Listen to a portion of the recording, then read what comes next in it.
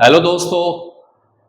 आज एक बार फिर से हम अपने वीडियो नंबर 10 में हाजिर हैं यहाँ पर और आज हम डिस्कस करने जा रहे हैं भारतीय राज्य व्यवस्था कॉन्स्टिट्यूशन ऑफ इंडिया के तहत अपना भाग 4 जो है राज्य की नीति निर्देशक सिद्धांत directive principle of state policy.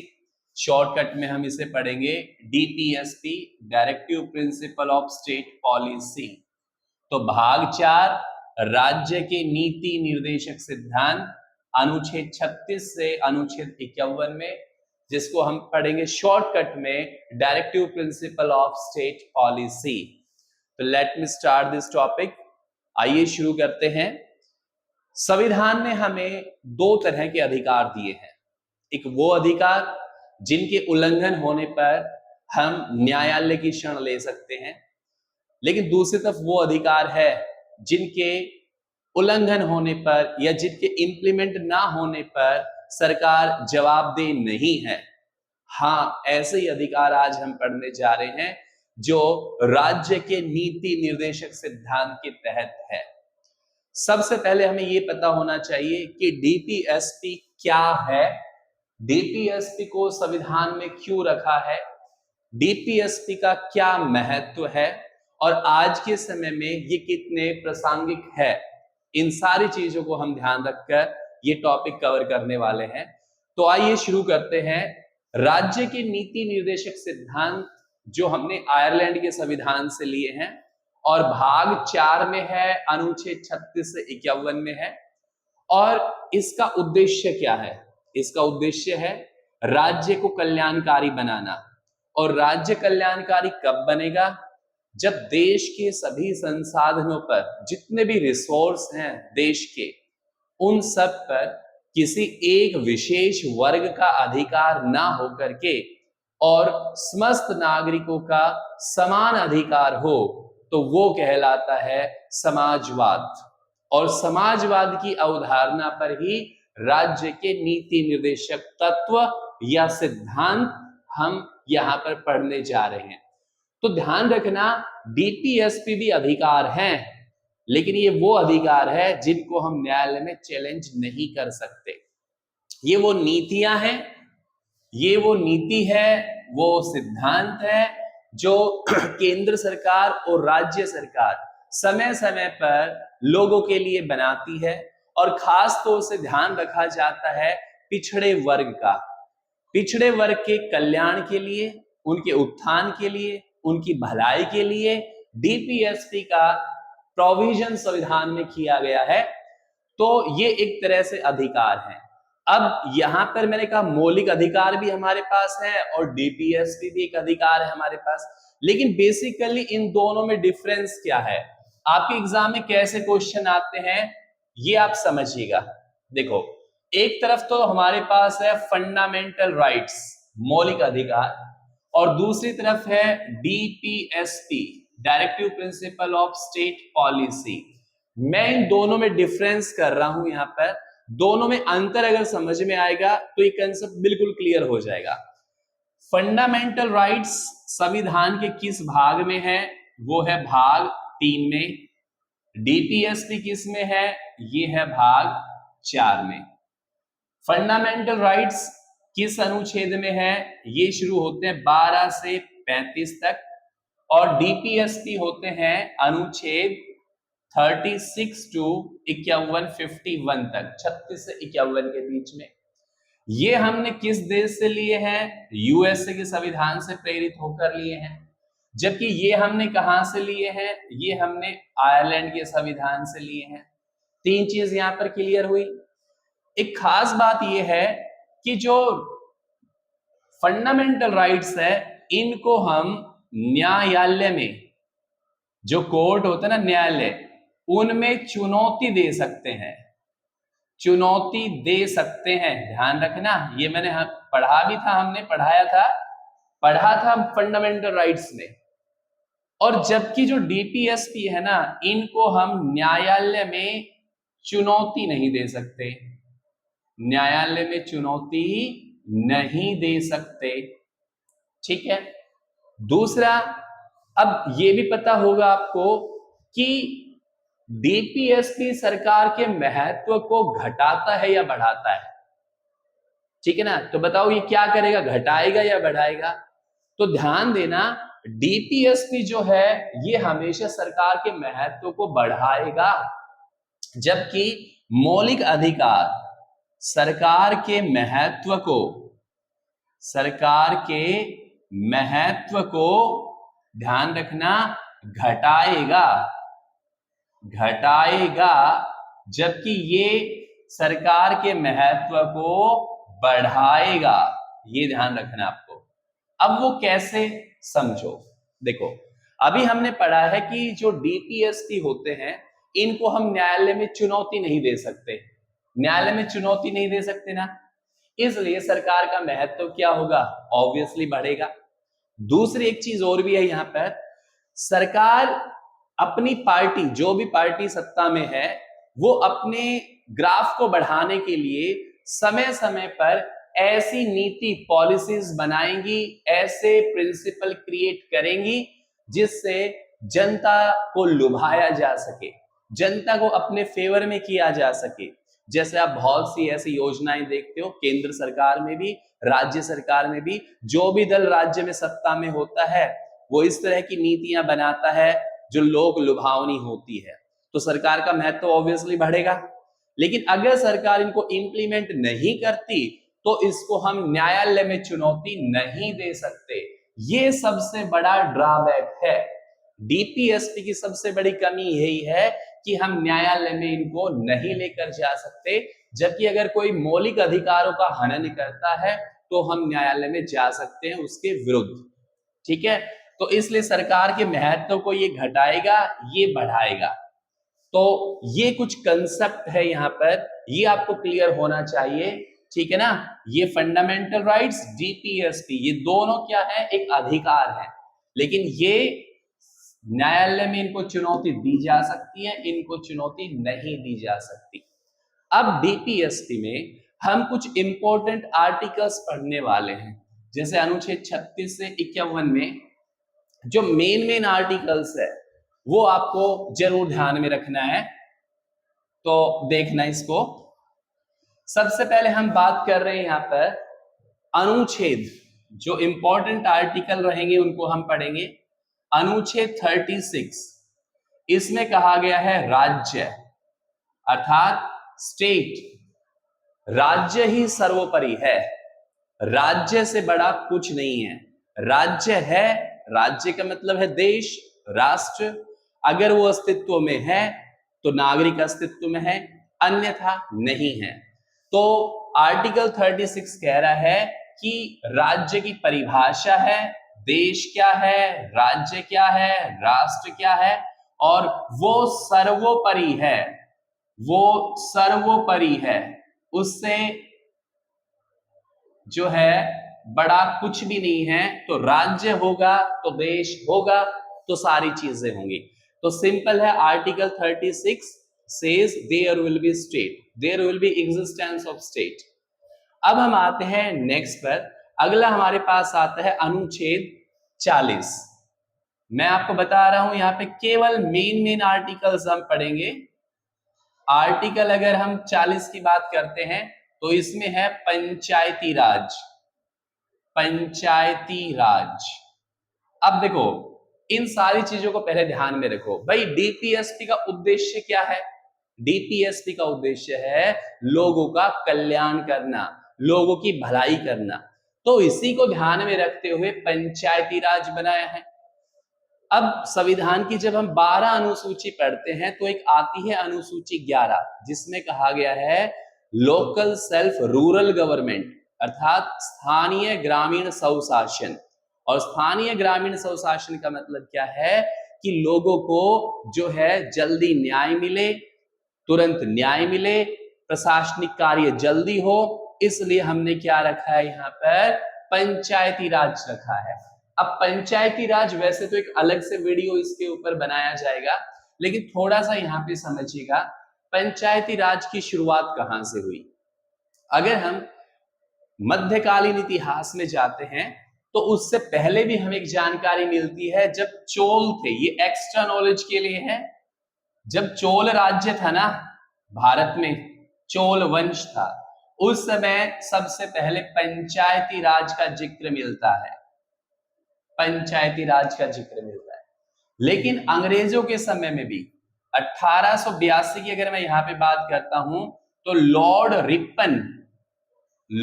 Ripon ने भी क्या किया था, पंचायती राज लागू किया था देश में। और वो पहला पंचायती राज कहां हुआ था, मद्रास में लागू किया गया था। लेकिन जैसे ही भारत को स्वतंत्रता मिलती है, भारत आजाद होता है, तो सबसे पहले पंचायती राज 2 अक्टूबर 1959 के अंदर राजस्थान के नागौर जिले में, राजस्थान का जो नागौर जिला है वहां पर पंचायती राज को लागू किया गया था राजस्थान में। उसके बाद आंध्र प्रदेश में पंचायती राज लागू किया गया। तो ध्यान रखना अनुच्छेद 40 में है पंचायती राज, और पंचायती राज का मकसद क्या है कि लोगों को तीव्र न्याय दिलाना, सस्ता न्याय दिलाना, और किसी प्रकार का डिले ना हो, उसमें किसी तरह की देरी ना हो। लेकिन जब पहली बार पंचायती राज लागू किया गया तो ये राज्यों की मर्जी पर छोड़ दिया गया। जो राज्य पंचायती राज अपनाना चाहे वो अपना सकते थे, ये राज्य के आधार पर था। कुछ ऐसे राज्य थे जिन्होंने जो है पंचायती राज को एक्सेप्ट नहीं किया। लेकिन क्योंकि देखो, जब पंचायती राज को एक्सेप्ट नहीं किया, इसका मतलब ये हुआ कि मैं पहले ही बता चुका हूं यहाँ पर कि कोर्ट में इनको हम चैलेंज नहीं कर सकते। लेकिन 1993 में 73वां संविधान संशोधन हुआ था, संशोधन, और उसके तहत पंचायती राज को क्या दे दिया गया, कानूनी मान्यता दे दी गई। तो कानूनी मान्यता देने के बाद अब हर एक राज्य और केंद्र शासित प्रदेश में लोकल सेल्फ गवर्नमेंट, रूरल हो या चाहे फिर अर्बन हो, उसको लागू करना अनिवार्य हो गया। तो ध्यान रखना अनुच्छेद 40 ये कल्याणकारी बात कर रहा है, कल्याणकारी राज्य की अवधारणा है। दिमाग में बिल्कुल सेट कर लो, डीपीएसपी का मतलब सिर्फ एक ही है कि सरकार, केंद्र सरकार और राज्य सरकारें ऐसी नीतियां, ऐसी पॉलिसीज क्रिएट करेगी जिससे लोगों का भला हो सके, कल्याण हो सके, वेलफेयर हो सके। क्लियर हुआ? अनुच्छेद 36, अनुच्छेद 40। उसके बाद हम पढ़ते हैं नेक्स्ट अनुच्छेद 44, आर्टिकल 44। केवल इंपॉर्टेंट आर्टिकल डिस्कस करेंगे यहां पर।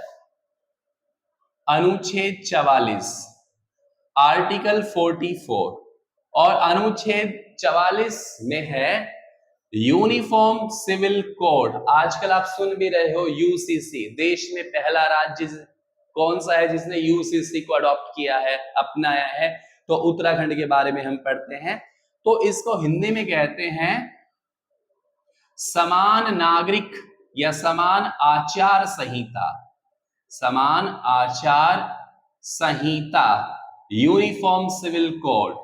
अगर ये आपको ध्यान ना रहे ना आर्टिकल, तो बड़ा आसान है। ये दोनों डिजिट क्या है, बराबर है, 4-4। तो ध्यान रखना, समान है तो समान आचार संहिता है, यूनिफॉर्म सिविल कोड है। अब यूनिफॉर्म सिविल कोड क्या होता है? देश के अंदर सभी के लिए एक जैसा कानून हो, किसी के लिए कोई अलग से कानून ना हो। जैसे हमारे देश में धर्मों के आधार पर कुछ प्रोविजन अलग अलग कर रखे हैं।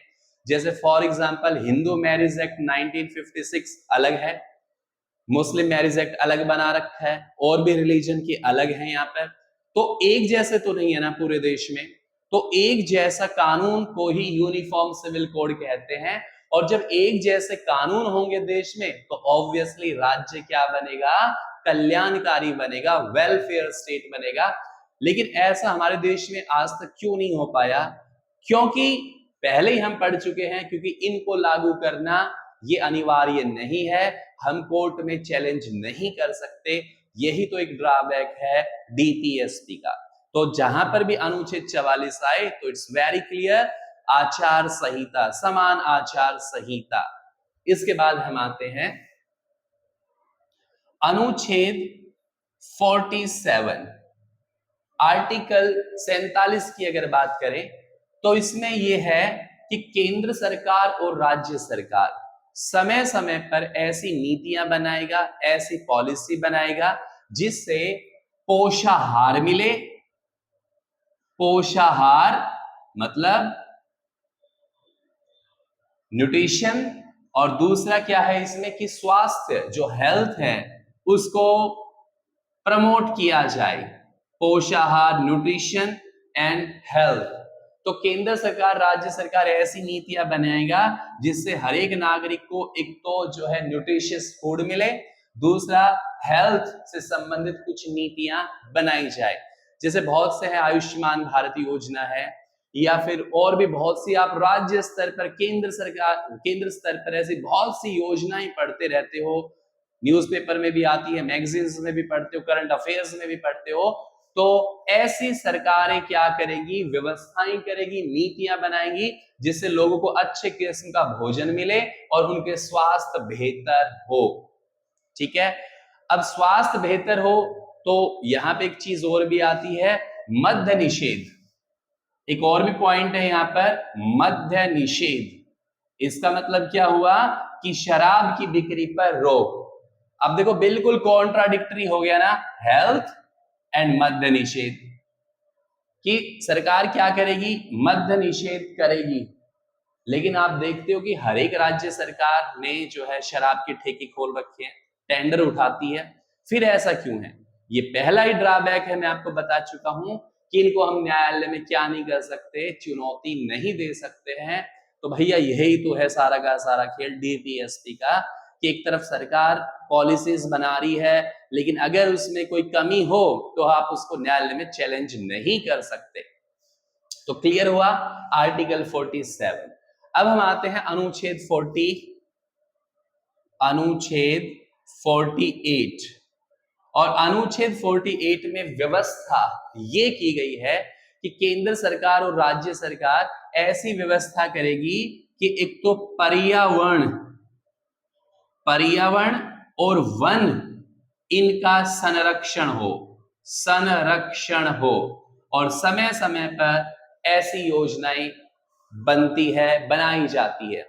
जैसे पर्यावरण की बात करें तो आपने नेशनल ग्रीन ट्राइब्यूनल के बारे में पढ़ा होगा, एनजीटी। अगर पॉल्यूशन होता है, जैसे आप दीपावली पर देखते हो पटाखे वगैरह जब आते हैं, तो एनजीटी सख्त हिदायत देता है कि पॉल्यूशन ना फैलाया जाए, पर्यावरण को सुरक्षित रखा जाए। दूसरा है वन क्षेत्र है, वनों की कटाई है तो वो भी गलत है, वो भी अपराध की श्रेणी में आता है। तो वनों की सुरक्षा करना, पर्यावरण की सुरक्षा करना, ये केंद्र सरकार और राज्य सरकार की जिम्मेवारी है, और उनके लिए समय समय पर नीतियां और सिद्धांत क्रिएट किए जाते हैं, बनाए जाते हैं, जो है अनुच्छेद 48 में। क्लियर हुआ? उसके बाद अनुच्छेद 48 में ही, अनुच्छेद 48 में एक कै को ऐड कर दिया गया। कै ऐड करके और यहां पर क्या कर दिया गया कि पशुपालन को बढ़ावा दिया जाएगा। पशुपालन को बढ़ावा दिया जाएगा। जब पशुपालन को बढ़ावा दिया जाएगा तो ऑब्वियसली हेल्थ अच्छी रहेगी। इसलिए आप देखते हो सरकारें कुछ ऐसी नीतियां बनाती हैं, पशुओं पर लोन देना या उनको बढ़ावा देने के लिए तरह तरह की जो योजनाएं हैं वो बनाई जाती हैं। तो ये था अनुच्छेद 44, 47, 48 का। अब हम बढ़ते हैं अनुच्छेद 49 पर। अनुच्छेद 49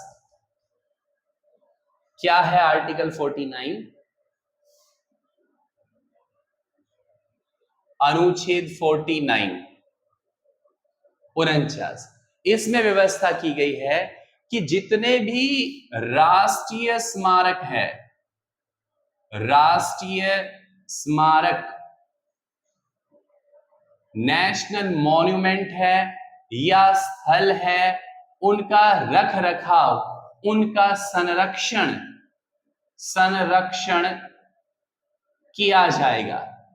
ठीक है, जैसे मैं बात करता हूं ताजमहल है, लाल किला है, और भी बहुत से हिस्टोरिकल प्लेस है या राष्ट्रीय महत्व की कोई चीजें हैं, उनका रख रखाव करना, उनको मेंटेनेंस में लाना, ये जिम्मेवारी सरकारों की है।